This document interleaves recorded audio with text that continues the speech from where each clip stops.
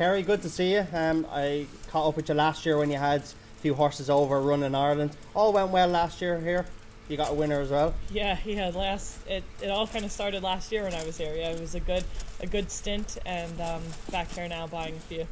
And when you went back home, then things got even better. You trained 4 Grade 1 winners. The Mean Queen, obviously, the standout horse. What a year for you last year. Yeah, you couldn't script it. 4 Grade 1 winners, a bunch of other winners on top of that. Yeah, it was unbelievable. I still can't believe it, to be honest. Let's start with the Mean Queen. I think she cost James 8,000 at a store sale. She bolted up in her point up in Loughnamore. Then she ran in a couple of bumpers and then went over to you. And was it just a case of just kept improving? Yeah, we always thought she was really good, and James recommended her before she even won her point to point, and Rod was quick to jump on the wagon to buy her, which was great. And we always knew she'd be really good, but the way she just progressed once she got to America, she just thrived out there. So yeah, and she's probably only getting better still. She's only 6. And her plan was to come over to run one run in Ireland and then hopefully head to Cheltenham, but that unfortunately has been cancelled now due to COVID. Yeah, unfortunately, we were looking forward to it, but realistically, we only have her for however long. We need to enjoy her, and for the owners, it was all about being able to come over and experience it. And with COVID and the way things are, couldn't guarantee that they'd be able to travel. So we made the decision we're going to keep her in America for the spring and summer and fall, and look, maybe next year, God willing, things are a bit better. We're back. And her plan then for this year in America, what will her program be? The first main goal will be the Iroquois, which is the only Grade 1 I haven't won yet. It's a 3-mile Grade 1 at Nashville, so that will be her first target in May. As everybody's aware, the prize money is huge in America.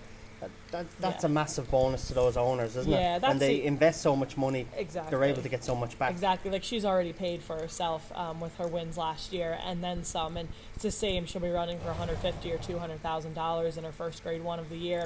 It's a no-brainer, really. Richie Condon built up a great relationship with yourself, your horses, and especially the Mean Queen. Yeah. Richie had a great year last year. Yeah, Richie coming over was brilliant. We got on great. We worked really well together, and yeah, he rode her every single day, and she's not easy. She's not easy at all. So a lot of credit goes to him for all of her wins, even the ones he wasn't on her for. It was good. He ended up on her at the end of the season, and hopefully they can win a couple more races together. Richie was unfortunate to get a bad enough fall where he damaged some vertebrae, but I see he was playing golf yesterday on Snapchat, so he's not too bad now. And the plan for Richie would be to go back again this year then? You can't kill a bad thing. No, that's true, Keri, very true. He's working on a visa, so hopefully we can get that all sorted out, and he'll be back over at least before the mare has her first start, and we'll go from there. But yeah, he's back riding now, and all systems go, so you should be back race riding here in the next couple of weeks. Good. You enjoyed a Irish Christmas? I did, with the Doyle family. I did, yeah. And you bought some horses here. Tell us about the horses that you bought. You bought 4 with James to start with. Yeah, I actually started a couple of months ago. Tom Malone reached out to me and had said that he had a little horse, a 3-year-old off the flat from France that he thought could do a job for me. Nice little horse. James went to see him actually when he was in England and liked him as well. So Mr. Moorhead, who owns the Mean Queen, bought him. Of him here, he's learning to jump. Very good, very slick. Very slick. Yeah, he's taken to it like it's nothing. He reminds me a lot of Winston C. that I train, maybe just a little bit sharper, honestly. And then so since I've been here, we've bought 4. 3 turning 4-year-olds now. From James. From James, yeah. And we see these schooling as well. That's all right. Very good to jump, very sharp. And it's very important that these aren't schooling over fences, schooling over hurdles, because that's going to be their game for you when they go to America, not for if they were to run here for James in the coming month in 4-year-old maidens. Yeah. And why these 4? What are the standouts for you? Yeah, obviously, when I got here, I started riding out, and there were a few, that I'd be good friends with Michael Sweeney, and he had said the one Western filly in here he thought was something special. So I got on her. She was one of the first ones I got on, and I agreed right away. Very, very sharp, quick, nice filly. Probably could do a job here, but will probably be even better in America. And then there's an Irish Wells then? There's an Irish Wells gelding that I actually picked out on my own watching him school. He's not for here. He's kind of light-boned and everything, but just floats across the ground, which is what you need in America. They have to be really just light on their feet to stay sound. So there's him, and then there's a brother to Galway Kid, Milan horse, who is very, very nice, probably the classiest of the group. He's lovely. He's going to come back to the same owners as the Mean Queen.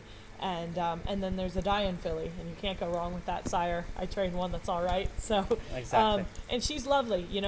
The filly division in America is very weak. The Mean Queen doesn't run against the girls; she runs against the boys. It's a good time to buy some mares, but these two fillies that we've bought, two different owners, they'll start against the girls, but I'd say both of them are good enough to be competitive against the boys in America as well. So. And when will this group of 5 horses fly back to America? There is a flight booked February 11th. It's booked for 6 of them. So if I can find one more now and then. So you're looking for one more. Looking for one more. If anybody out there has a potential star. Now my phone will be blowing up. Yeah. And then when they go back, then what will be their plan? Then how far are they off running then? Yeah, they're not far off. The biggest thing now, James has a great bottom into them. They have great core fitness, doing everything that he does with them here. The biggest thing will be the speed, injecting the speed into them, making them learn how to travel all the time at such a high cruising speed. So they all ship a little bit differently, travel a bit differently. We'll just see how they are and go from there. But hopefully by March and April they're running would be the hope. I mean, I think that's when James would have been running them in point to point, so they're on the same kind of path really. And at home then you have your people still working for you, horses riding out. When these horses go back for the new season, how many horses do you hope to have in training? Too many. I don't have enough stables at the current time, but it'll be over 40 anyway. Good. Yeah, when they come back. So and the next time we're going to see each other hopefully is in Nashville, you tell me. Yes, that is for sure. That's the big meeting. Yeah, that's the big one. That's our Cheltenham. Okay, good. Well, I look forward to it. Listen, it's great to see you again. Well done last year, and very best luck with these horses for the coming year. Thanks very much, David.